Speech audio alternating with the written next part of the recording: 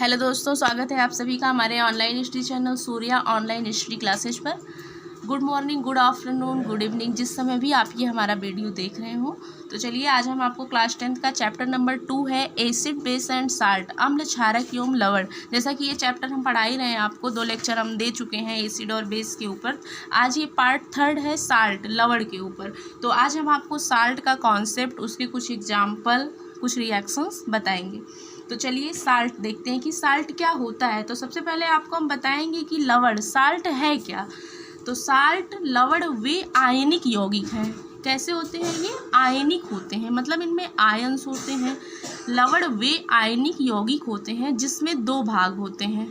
कितने भाग होते हैं? 2 भाग होते हैं। एक उसमें कैटायन होता है और एक एनायन होता है।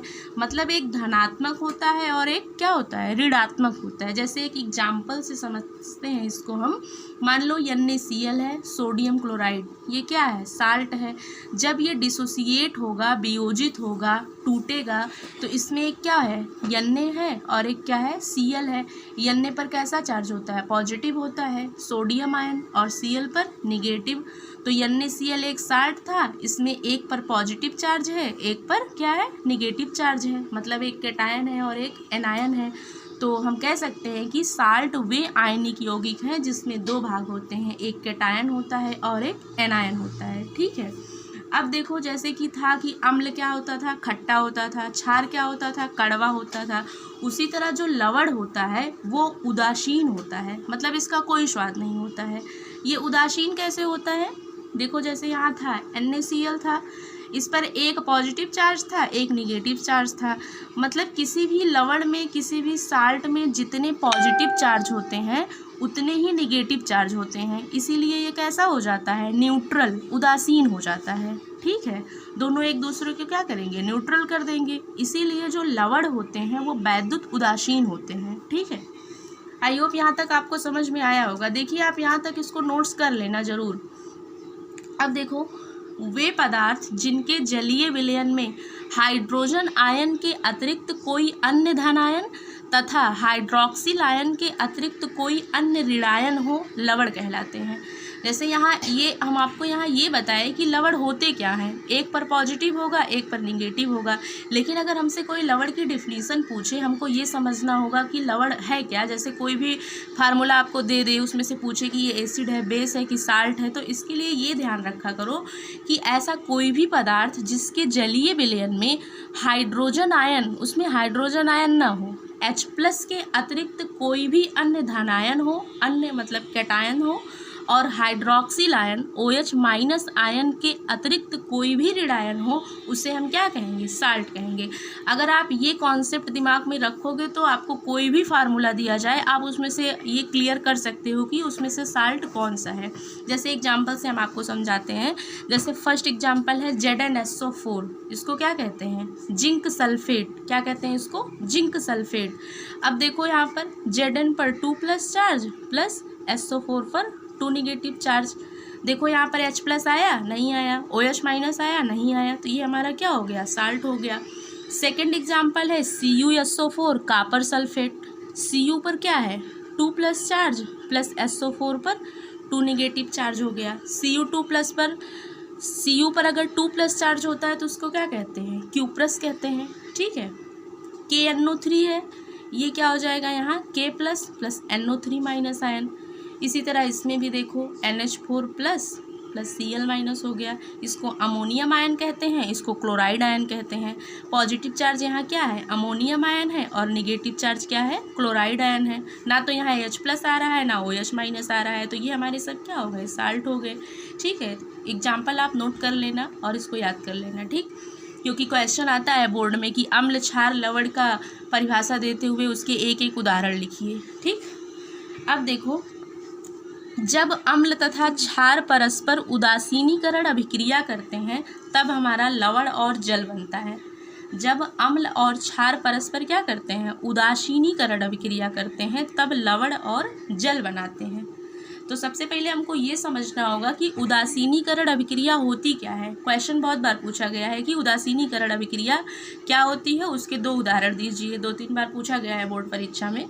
तो आप इसको यहाँ देख सकते हैं, उदासीनीकरण अभिक्रिया, न्यूट्रलाइजेशन रिएक्शन क्या होता है। देखो, जब अम्ल एवं क्षार, क्या अम्ल एवं क्षार जब परस्पर आपस में जब रिएक्शन करेंगे, अभिक्रिया करते हैं, तो लवण और जल बनता है। कोई भी एक अम्ल है और एक क्षारक, जब दोनों आपस में रिएक्ट करेंगे तो लवण बनेगा और जल बनेगा। इसी अभिक्रिया को हम उदासीनीकरण अभिक्रिया कहते हैं। ठीक है, तो आप इसको लर्न कर लेना, वेरी मोस्ट इंपॉर्टेंट क्वेश्चन है ये। जैसे इसको एग्जाम्पल से हम समझाते हैं आपको। मान लो KOH है, इसको क्या कहते हैं, potassium hydroxide. KOH potassium hydroxide है ना, ये बेस है, क्षार है। अब इसके साथ किसको रिएक्शन करवाना होगा, अम्ल को। HCl है, HCl को क्या कहते हैं, हाइड्रोक्लोरिक अम्ल। एक बेस था, एक एसिड था, दोनों आपस में रिएक्ट किए। रिएक्ट करने के बाद क्या बनेगा, K, यहाँ देखो K प्लस है प्लस OH माइनस है, H plus plus Cl minus है। ये जो K प्लस है किसके साथ जाएगा, निगेटिव वाले के साथ, KCl के साथ गया, क्या बन गया KCl। यहाँ का OH माइनस, यहाँ का H plus ion, H plus और OH माइनस जब मिलेगा क्या बनेगा, वाटर। पानी निकल गया, वाटर बन गया ना यहाँ पर, और ये क्या बच गया KCl। तो KCl को क्या कहते हैं, पोटेशियम क्लोराइड। ये हमारा क्या है, साल्ट है, लवण बन गया, और H2O क्या है, जल हो गया। ठीक, सेकंड एग्जाम्पल है NaOH प्लस HCl मिलके क्या बना, NaCl प्लस H2O। कैसे बना, देखो NaOH था ना, Na plus plus OH minus में टूटेगा, यहाँ HCl है, H plus plus Cl minus. ये Na प्लस किसके साथ जाएगा, Cl माइनस के साथ, तो क्या बन गया NaCl। Sodium chloride, sodium chloride salt होता ही है, साधारण नमक का फार्मूला यही होता है ना, NaCl, तो ये साल्ट है, और यहाँ से ये क्या बन गया, पानी।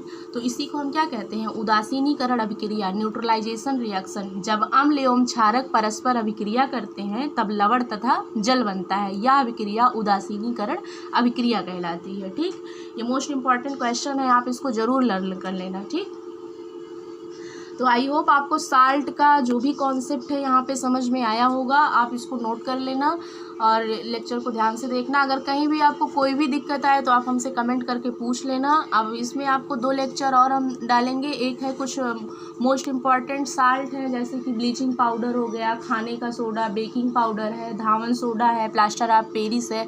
इससे ज़रूर है कि एक ना एक कोई क्वेश्चन आपको लॉन्ग में पूछा जाएगा। तो नेक्स्ट वीडियो में हम सबको एक साथ पढ़ा देंगे, आप उसको समझ लेना। और एक लेक्चर आपका इसमें बनेगा पीएच के ऊपर। पीएच से भी क्वेश्चन आजकल बहुत पूछे जा रहे हैं, तो उसमें भी आपको हम 2 वीडियो और आएगा, ये चैप्टर आपका फिनिश हो जाएगा। आप देखो एनसीईआरटी पढ़ना, एनसीईआरटी पढ़ते रहना, और भी जो भी आप साइड बुक रखे हो उसको पढ़ना। जो भी पॉइंट आपको अगर कहीं भी कोई भी प्रॉब्लम आ रही हो तो आप हमसे कमेंट करके ज़रूर उस टॉपिक को कहना, हम डिस्कस कर देंगे अगर कुछ भी छूट रहा हो तो। और इसके बाद फिर हम आपको एक और वीडियो में जितनी भी एनसीईआरटी की एक्सरसाइज हैं और जो भी मोस्ट इम्पॉर्टेंट क्वेश्चन है उसको हम आपको डिस्कस कराएंगे, सॉल्व करवाएंगे। तो आप साल्ट का ये वीडियो देखिए और नोट करिए। Thank you.